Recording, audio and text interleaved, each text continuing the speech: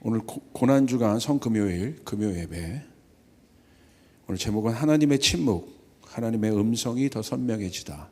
하나님의 침묵, 하나님의 음성이 더 선명해지다. 제가 이 말씀을 준비하면서 그런 분들이 계신 것 같아요. 아마 앞으로 그런 분들이 더 늘어날 겁니다. 하나님의 음성을 듣고 싶은데, 하나님의 인도함을 받고 싶은데 하나님께서 침묵하실 때가 있어요. 우리가 잘못한 건 아니에요. 잘못해서 하나님 말씀이 안 들리고 하나님의 계시가 어두워져서 우리의 마음이 어두워져서 하나님의 계시가 보이지 않고 엘리 제사장처럼 그런 거 아니라 정말 나는 하나님의 음성 더 듣고 싶은데 하나님이 침묵하시는 그런 시간, 하나님의 인도하심을 받고 싶은데 하나님이 마치 아무 말씀 안 하신 것처럼 침묵하시는 그 시간, 그 시간이 어떤 시간일까? 제가 한번 생각을 해봤습니다. 오늘 예수님께서 죽으신 날입니다. 십자가에 달려 돌아가신 날이고, 그리고 3일간 예수님 무덤에 계셨습니다. 그리고 3일 후에 예언대로 예수님 부활하셨습니다. 그래서 많은 사람들이 궁금해합니다. 이 3일이라는 시간을 추적합니다. 예수님 3일간 어디에 계셨을까? 많은 설이 있습니다. 많은 학자들의 또 의견들이 있습니다. 제가 그것을 오늘 좀 강조하기보다는 이 부활 전까지의 3일이라는 시간, 꼭 그런 느낌이잖아요. 이 진공 상태 같잖아요. 그 3일이라는 어마어마한 시간, 사실 그 3일 뒤에 엄청난 일이 일어나지 않습니까? 부활이라는 완전히 앞에 있었던 어떤 그런 스테이지와 다른 새로운 스테이지가 확 열려버린다. 공기가 바뀌어버리고 연계가 바뀌어버리고 엄청난 일들이 일어나요.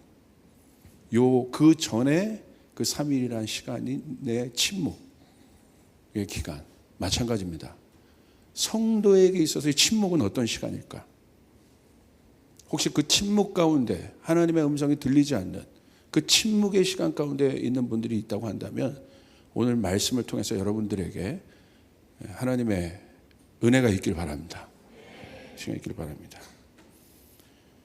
그 3일이라는 시간을 보면 첫 번째는 성경의 예언이에요. 그렇기 때문에 예수님이 3일 만에 부활하셨어야 됐어요. 왜 3일이냐? 먼저 요나서 말씀에 보면 이렇게 기록되어 있어요. 여호와께서 이미 큰 물고기를 예비하사 요나를 삼키게 하셨으므로 요나가 밤낮 3일을 물고 뱃속에 있느니라. 그러니까 요나가 그 물고기 뱃속에 있었던 것은 예수님의 부활을 의미하는 거죠. 그 3일간 예수님을 말씀하는 거예요. 요나의 표적은 바로 그겁니다. 바로 그거.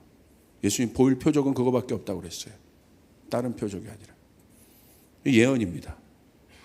그리고 또 하나 좀 생각을 해보면, 문화적 배경의 생각을 생각해 보면 당시 유대인의 전통에 의하면 3일이 지난 나흘부터는 그 영혼이 음부에 들어간다고 믿었습니다. 그래서 예수님이 나사로를 살린 사건은요 3일이 지난 후였거든요. 그렇기 때문에 예수님이 나사로를 살린 사건은 당시에 어떤 충격들이 있었냐면 예수님이 생명의 주관자시고 음부와 같은 영계를 통치할 수 있는 주권자라는 굉장히 큰 상징이에요. 그래서 그들에게 충격이 됐던 거예요. 그러니까 하나님만이 할 수 있었던 사건이 바로 나사로를 살린 사건이에요. 그들의 개념에. 왜? 3일이 지난 그 영혼을 예수님이 끄집어내 오셨기 때문에. 그렇죠?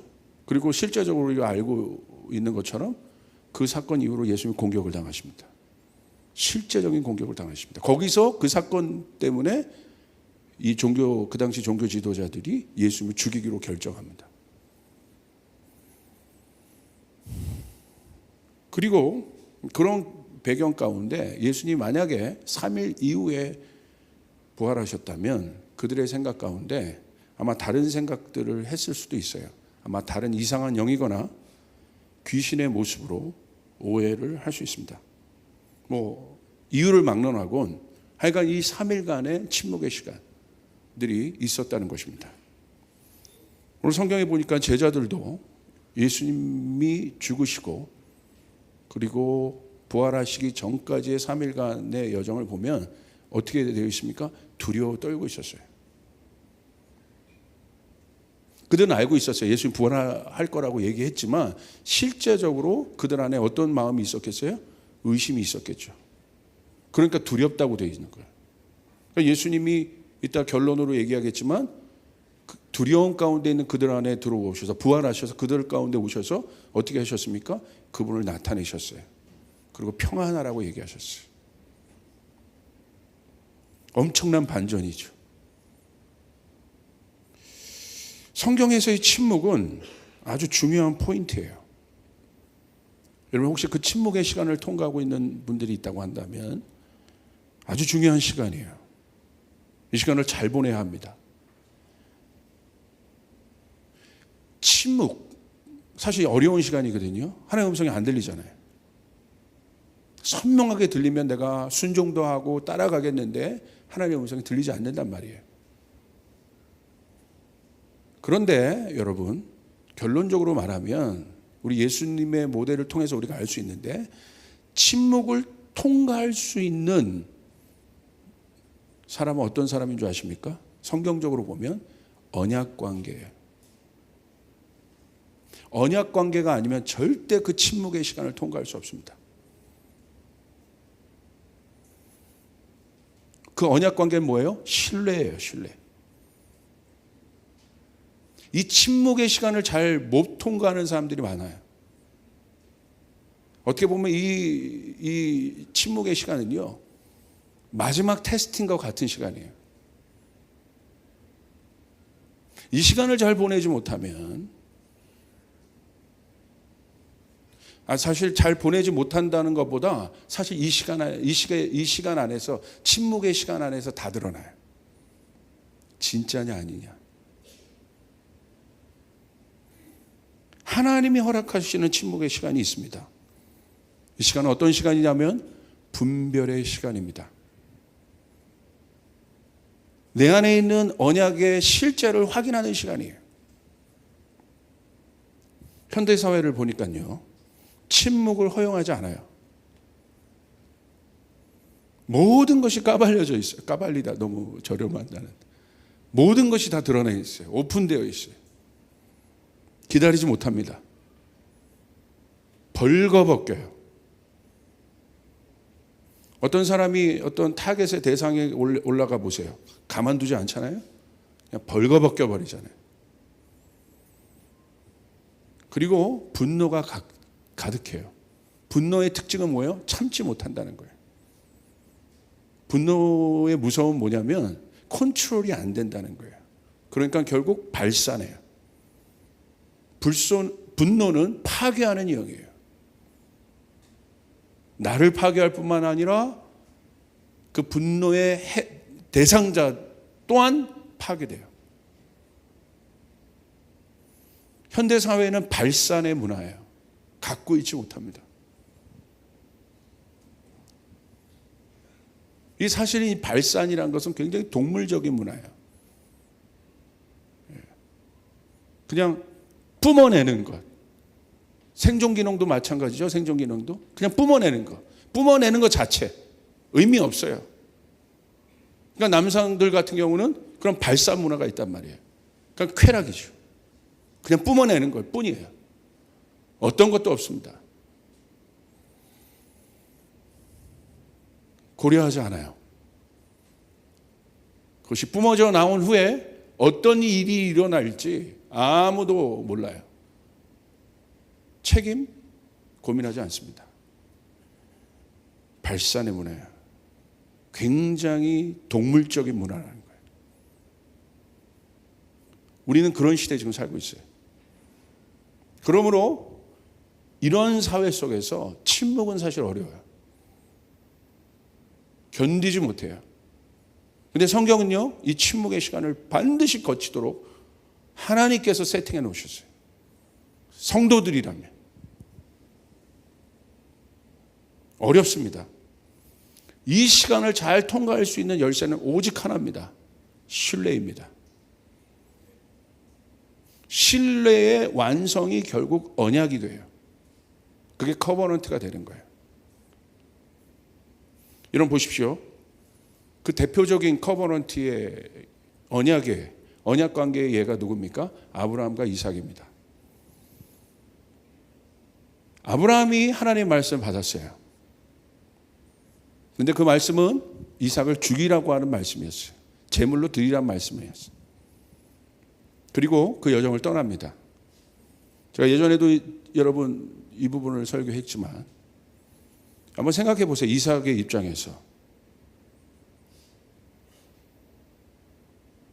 아브라함과 이삭이 어느 구간부터 침묵하기 시작해요. 서로 아브라함은 뭔지 알아요. 그러나 이삭의 관점에서 한번 생각해 보라는 거예요.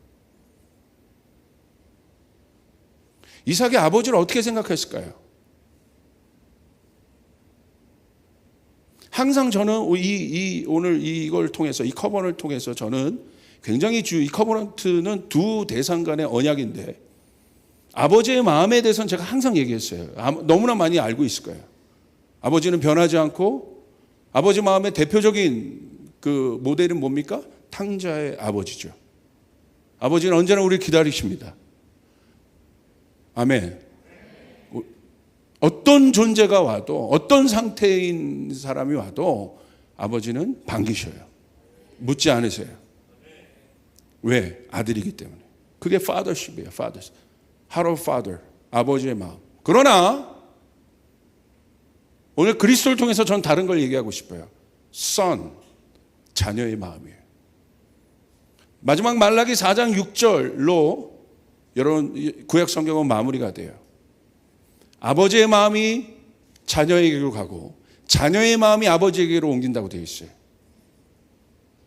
이 두 마음이 합쳐지는 그곳이 바로 그 모델이 누구와의 관계입니까? 아버지 하나님과 요한복음 10장에 나온 아들 예수 그리스도의 관계예요. 아버지의 마음만으로 안 돼요. 이 완전한 연합을 이루기 위해서는 아들의 마음, 다시 말하면 sonship이 있어야 돼요. 아들됨. 오늘 이삭이 그 말도 안 되는 수많은 질문들이 드는 구간. 그 구간은 어떤 구간이에요? 자칫 잘못하면 아버지에 대한 의심을 할 수 있는 구간이에요. 왜 설명 안 해주는 거야? 어디로 가는 거야? 짐작만 할 뿐입니다. 근데 아버지 설명 안 해요. 자칫 잘못하면 이삭이 아들의 위치에서 이탈될 수 있는 구간이라는 거예요. 그 구간을 이삭이 통과해요. 그 시간을 통과해요.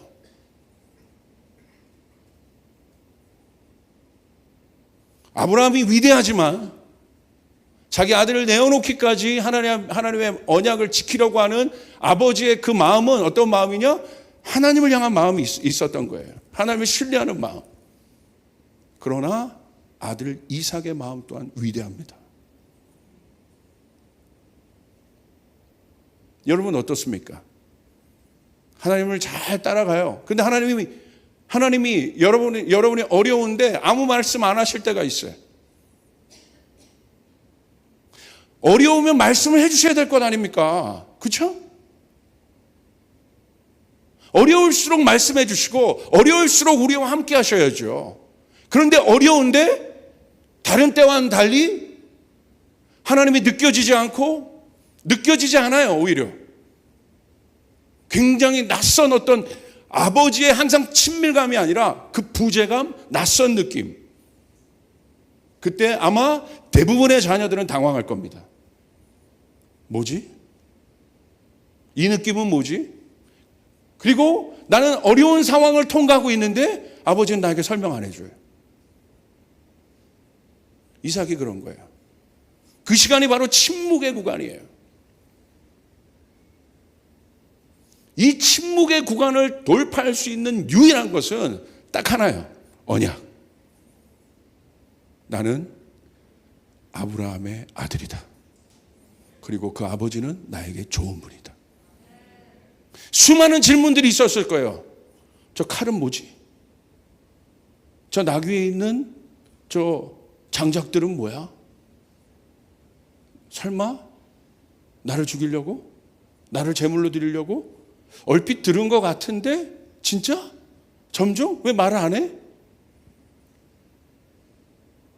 그러니까 묻잖아요. 마지막에. 아버지 어디 있습니까? 양은. 그 이삭의 마음을 한번 생각해 봐요. 그럼에도 불구하고 그 수많은 질문이 들었음에도 불구하고 이삭은 그 시간을 통과해요. 아버지를 따라가요. 그것을 통해서 언약이 완성돼요. 그리고 누가 계시됩니까? 예수 그리스도가 계시됩니다. 여호와 일의 어린 양이 준비되어집니다.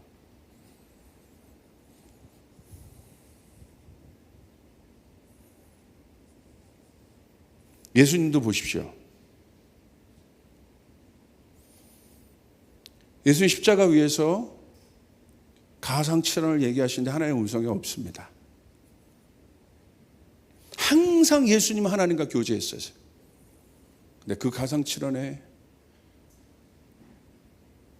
그 마지막 그 순간에 하나님의 음성은 없습니다. 예수님의 말만 있을 뿐이에요. 여러분 한번 느껴보셨어요? 엘리 엘리 라마 사박다니. 나의 하나님 어찌 나를 버리셨나이까. 예수님이 느꼈던 아버지 하나님의 낯선 느낌, 그 부재감. 아버지 왜 저러지? 아버지 나 이 느낌이 너무 싫은데. 아버지 나를 버리셨습니까? 예수님인데도 이런 느낌을 받으셨다는 거예요. 여러분이라면 어떠시겠어요? 하나님을 그 침묵의 시간은요, 하나님을 자칫 잘못하면 오해할 수 있는 시간들이라는 거예요.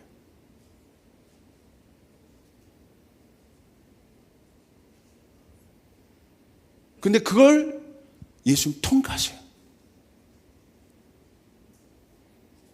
왜? 예수님이 그것을 통과할 수 있는 키워드는 뭡니까? 딱 하나예요. 예수님의 마지막 말에 단서가 있어요. 아버지, 내 영혼을 아버지 손에 맡기나이다. 그 시간을 통과하고 다 이루었다 말씀하시고 그 어마어마한 엘리 엘리 라마 사박단이라는 이 어마어마한 구간, 그 시간을 지나고 목마르다 하시고 다 이루었다 얘기하시고 마지막 다시 그 아버지에게 예수 그리스도 아들로서의 신뢰를 보입니다. 여러분 생각해 보세요. 가능해요?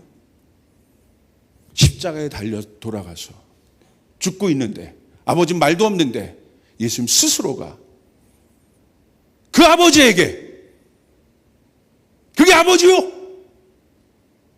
우리 그렇게 얘기할 수 있잖아요. 나에게 이렇게 했는데 그게 아버지요? 그런데 예수님이 그 속에서 보여준 아들됨, sonship, 여러분에겐 있습니까? 우린 다 아버지의 마음만 구해요. 아들됨. 근데 예수님은 그것을 돌파하세요. 내 영혼을 아버지 손에 맡기나이다. 무슨 말이 맡긴다는 건 뭐예요? 신뢰한다는 거예요. 아버지를 오해하지 않습니다. 저도 이 사역을 시작하기 전에 가장 반대했던 사람이 누군지 아세요? 맞춰보세요. 첫 번째 누굴까요? 헬로? 사탄이겠죠. 그런 대답이 나올까 봐 순간 두려웠습니다. 너무 영적으로 대답하실까 봐.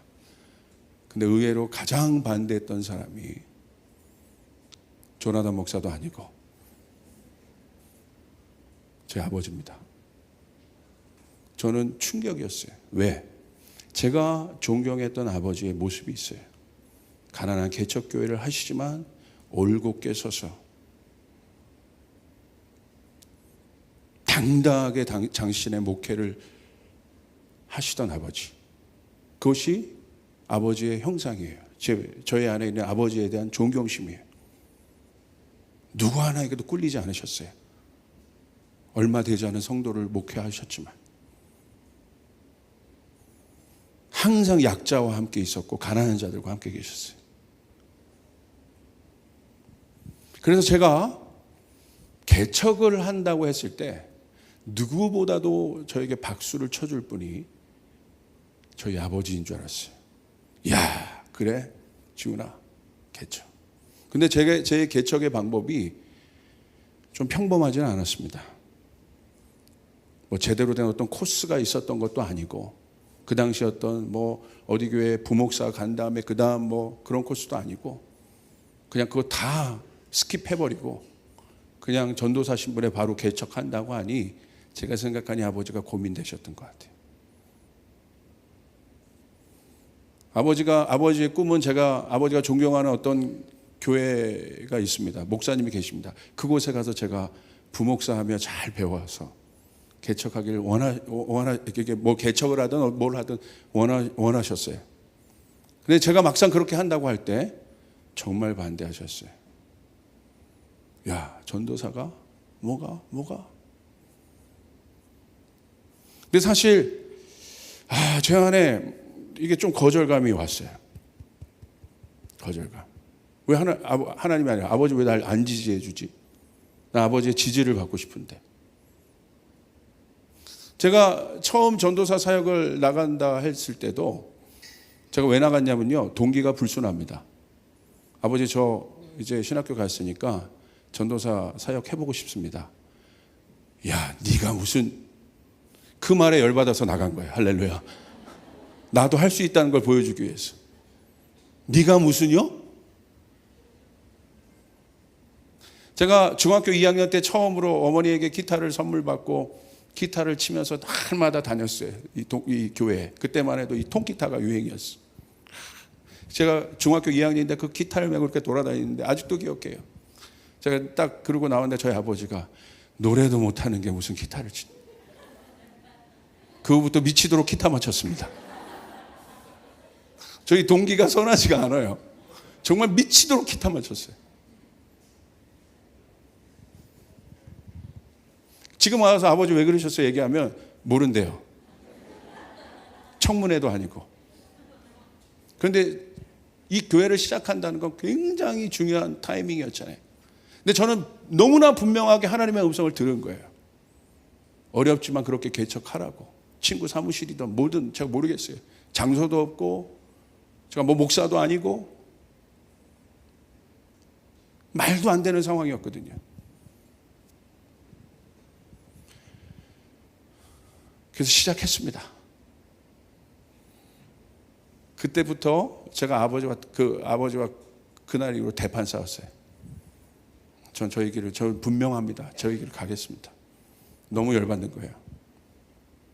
그리고 저는 아버지와 아주 가까운 사람이었거든요.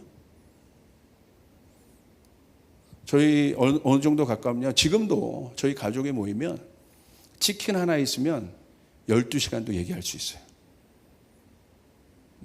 진짜로요. 그렇게 대화를 많이 해요. 아버지와. 너무 친밀해요. 수많은 질문들, 수많은 대답들. 장르도 너무 다양합니다. 엔터테인먼트부터 역사부터 신학부터 현 정세에 이르기까지. 너무 재밌어. 그렇게 친밀하게 지낸 저였는데 어느 정도 제가 아버지와 단절이 있었냐면 6개월이 단절이 있어요. 6개월 동안 말을 안 했어요. 근데 저희 아내는 저희 아버지 교회를 다녔어요. 저는 이제 개척을 준비한다 막 돌아다니고. 그러니까 저희 아내는 좌불안석인 거예요. 아버지 교회 가가지고 시아버지 이것도 이렇게 좀 조심스럽게 하고 여기 오면 제가 거기 갔다 온 거 싫어하니까 조심스럽게 가서 이게 참 저희 아내가 지혜로워요. 그 중간에서 아버지 얘기 하지 마.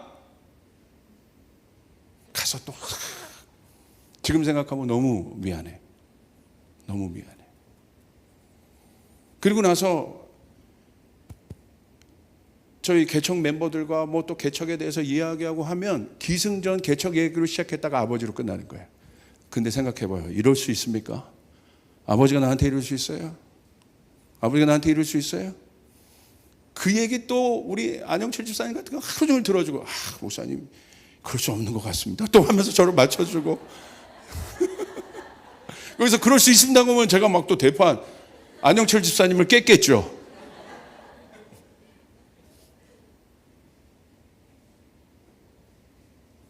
또 무슨 얘기하다 결국 그 얘기로 돌아가.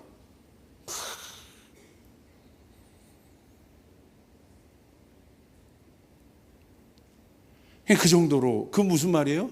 사실은 열받아 있지만 아버지를 그리워하고 있었다는 거예요. 제 안에. 그러다가 한 6개월이 지났어요. 꽤 버텼죠. 그러다가 은연교회에서 컨퍼런스가 하나 있었어요. 아직도 기억합니다. 저희 공동체가 가서 그 컨퍼런스를 섬겼는데 그때 엄청난 스피커가 오셨어요. 게리 윈스라는 스피커. 저희 공동체에는 아주 중요한 분입니다. 이 게리 윈스라는 스피커가 오셔서 미국에서 뭐에 대해서 나누시냐면 Father's Heart에 대해서 많이 들었어요. 아버지의 마음에 대해서. 알잖아요? 예수전도단의 단골 메뉴 아버지 마음. 근데 sonship에 대해서 얘기하신 거예요. 아들됨에 대해서. 예수 그리스도 그 안에 있는 아들의 마음에 대해서. 그 아들이 아버지를 신뢰했던 마음에 대해서 충격을 받았어요. 와, 예수님이 그런 분이구나. 이게 아들이구나. 갑자기 성령이 제 마음을 터치하기 시작했어요. 갑자기 눈물이 쏟아지기 시작하는. 오열하기 시작했어요. 그리고 그때 성령께서 제 안에 음성을 주셨어요. 지훈아, 아버지에게 전화해. 그 전에 몇 번 할까 말까. 에이, 열받아. 나한테 지지 안 해줬지. 그런데 그냥 주저없이 눌렀어요. 따르릉, 여보세요? 아버지.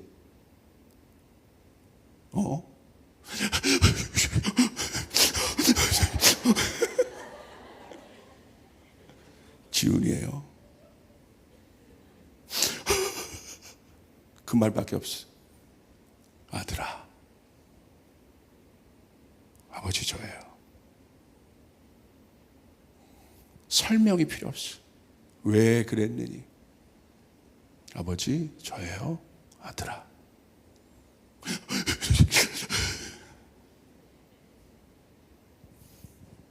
뭐가 훅 나간 것 같아. 제 안에 기쁨이 돌았어요. 이게 관계인데, 이게 신뢰인데, 그게 개척 뭐 지지받고 안 받고가 그게 뭐가 중요하다고. 아버지는 원래 그런 분인데 내가 아버지를 오해했구나. 아버지에게 갔어요. 뭐 쑥스럽지만 다시 언제 그랬냐는 듯이. 저는 이 순간이요, 제 인생에 하나님께서 페이버를 주시는 순간이었어요. 그리고 나서 제 사역이 열렸어요.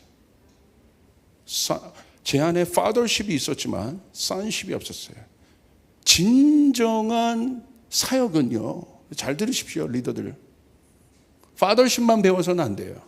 sonship이 같이 들어가서 연합된 마음들이 있어야 돼요. 그게 커버넌트예요. 페이버예요. 그때부터 지금까지 물론 아버지가 섭섭하게 한 적이 있을까요, 없을까요? 있죠. 저도 있을 수 있고. 그러나 한 번도 그 신뢰가 근간 적이 없어요. 왜? 계시였습니다. 그건 영적인 영역이었어요. 영적인 영역의 브레이크스루였어요. 사단의 견고한 진을 깨버린 거예요. 그게 이삭이에요. 그게 예수 그리스도시에요. 여러분, 마가복음 14장 60절부터 61절을 보시니까 예수님은요, 이 침묵을 주로 하셨어요. 대제사장이 가운데 일어서서 예수에게 물어 이르되 너는 아무 대답도 없느냐? 이 사람들이 너를 치는 증거가 어떠하냐 하되 침묵하고 아무 대답도 아니하시거늘 대제사장이 다시 물어 이르되 내가 칭송받을 이의 아들 그리스도냐. 여러분, 이 정도 되면, 아들이면 하나님 아버지가 좀 나타나서 증거를 좀 보여주시고 막 천사들도 보내서 내 아들이야, 하늘문 좀 열어주시고 천둥 번개를 동원해, 들어라 이놈아, 내 아들이야, 이러면 끝나는 건데 답이 없으시잖아요. 그런데 예수님도 디펜스하지 않으십니다. 침묵하세요. 여러분, 이 시간들을 생각해 보셨어요?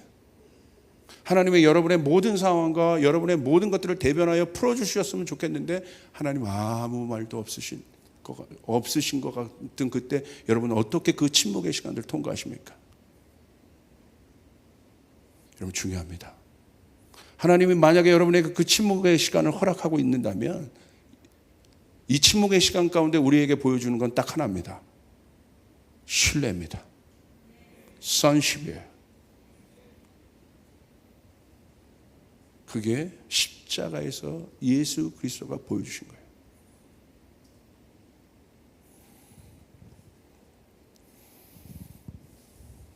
여러분, 침묵은요, 우리가 다르게 해석해야 돼요. 여기 우리 음악하는 친구들이 많은데요, 제가 생각할 때 가장 강력한 이 편곡 중에 하나가 뭐냐면요, 브레이크를 잡는 거예요. 막 여기서부터 빌드업 해요. 댕댕다바바밤밤밤밤, 댕댕당이 아니죠.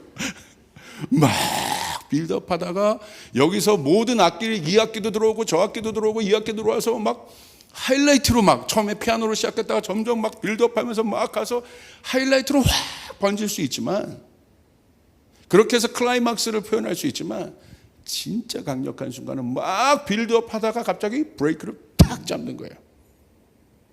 둥둥둥둥둥 탁. 보통 브레이크를 잡으면 그 다음에 뭐 하겠다는 거예요? 드럼이 갑자기 팡 하면서 터뜨려요. 다음 스테이지로 확 넘어가 버리는 거예요. 이게 침묵이에요. 여러분이 침묵하시는 그 시간을 잘 보내시기 바랍니다. 할렐루야. 하나님이 여러분의 인생 가운데 브레이크를 잡는 순간이에요. 여기서 주님을 신뢰하셔야 돼요. 여기서 수많은 질문이 우리에게 들어요. 끝났다, 아니다, 잘못되었다. 그런데 이 침묵의 편곡은 어떻습니까? 클라이막스를 열어버리는 마지막 하이라이트의 편곡이란 말이에요. 예수님 보십시오. 무덤에 묻히셨고 그 3일간의 침묵은 나중에 이것이 그냥 침묵으로 끝납니까? 어떻게 합니까?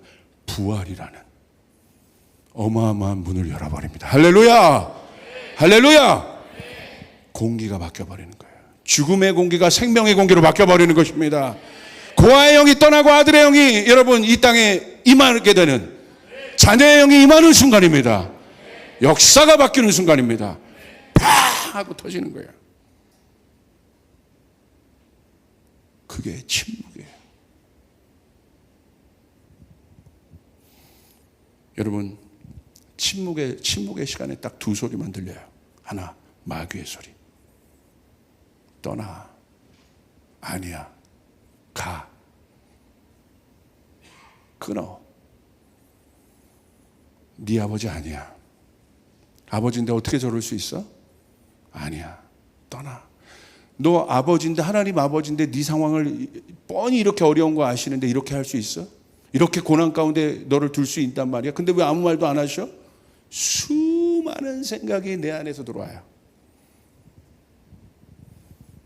근데 이 침묵의 시간은 어떤 때보다도 많은, 우리는 침묵의 시간에 아무 음성도 안 들릴 것 같죠. 하늘의 음성이 안 들리는 그때는요, 땅의 음성들이 나를 지배해요. 그때가 시험의 포인트예요. 그때 우리는 많은 소리를 제거하고 한 소리를 붙잡아야 합니다. 우리 아버지는 선하시다. 우리 아버지는 선하시다. 나는 부활이다, 길이다, 진리다. 나는 생명이다. 여러분 믿습니까? 그 한 소리만 남게 해야 돼요. 그 한 소리. 이 사람은 이 침묵 뒤에 오는 영광의 넥스트 스테이지를 볼 수 있습니다. 거기서 다 해결되는 거예요. 다 회복되고, 다 복권되고, 다음 단계의 문이 열어지는 순간입니다. 제가 보니까요, 이 침묵의 시간을 못 견뎌요. 못 버텨요. 그리고 자꾸 내가 뭔가를 하려고 해요. 제가 배운 게 있다면 그거예요. 하나님의 시간을 기다리는 것. 이젠 잘 기다릴 수 있어요. 제가 양육하는 사람들에 대해서도 이젠 잘 기다려요. 예전에는 한번 그렇게 하면 정말 꼴도 보기 싫었는데, 가르쳐줬는데 또 그러면 진짜 꼴도 보기 싫었어요. 아니, 2번 꼴도 보기 싫어. 야, 어떻게는 진짜 밑 빠진 독에 물 붓기고. 그런데요, 소리도 질러보고 매도 대보고, 아니 진짜 회초리 아니라 영적인 매도 대보고 다 해봤는데 안 바뀌어요. 근데 제가 사람이 변화하는 것을 알았어요. 어떻게 하는 변화인 줄 아세요? 제가 커버넌트 하면서 알았어요. 애들 믿어주면 돼요. 부모님들 그러니까 호들갑 떨지 마요. 죄송합니다. 믿어주세요. 내 자녀는 변한다. 할렐루야. 그거예요. 그 믿음, 그 신뢰가 그 사람을 원위치에 가게 해요.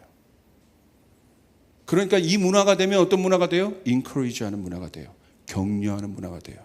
비판하고 판단하는 문화가 되지 않아요. 그럼 목사님, 얼마 전에 저희 청년들한테 공개적으로 화낸 건 뭡니까? 넘어갑시다. 할렐루야. 가끔 그럴 때 있다는 거예요. 가끔.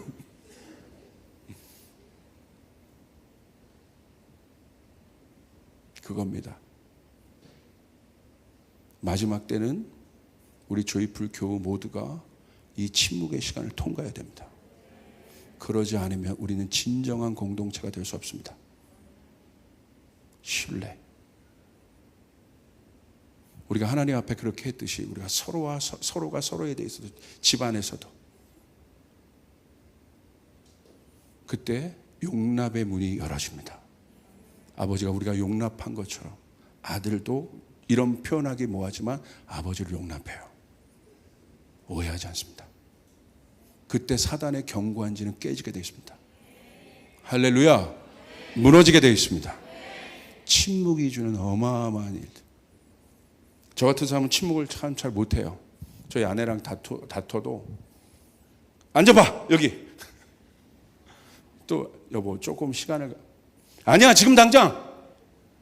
결국 내 거 얘기하다 끝나는 거예요. 누가 저를 비웃습니까? 참 회개를 많이 합니다. 나이가 들어서 그런 거 아니고요. 사계절을 지나봤더니 이제 조금 알겠어요. 기다리는 거구나. 기다리는 거구나. 기다림을 즐기기 시작합니다. 변해. 그리고 내 안에서 신뢰해요. 우리 웅보존사는 최고의 사역자가 될 거야. 할렐루야. 그 공간 안에 두기 시작합니다. 판단의 자리에 두지 않아요. 정죄의 자리에 두지 않아요. 책망의 자리에 두지 않아요. 신뢰의 자리에 둡니다.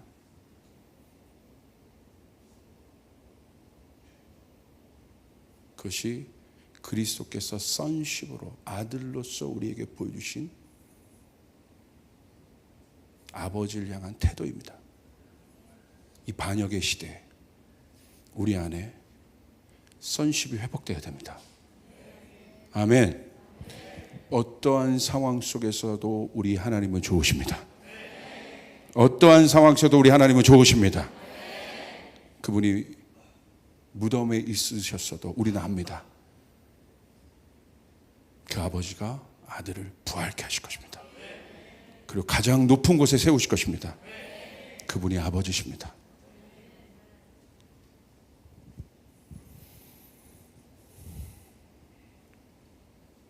공동체도 마찬가지입니다. 어쩌면 우리 교회는 이 침묵의 소리를 들을 수도 있습니다. 목사님 왜 저러셔? 꼭 저렇게 해야 돼? 이해되지 않을 수 있습니다.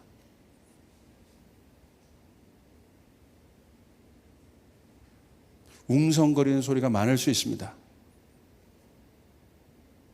이게 믿음이야?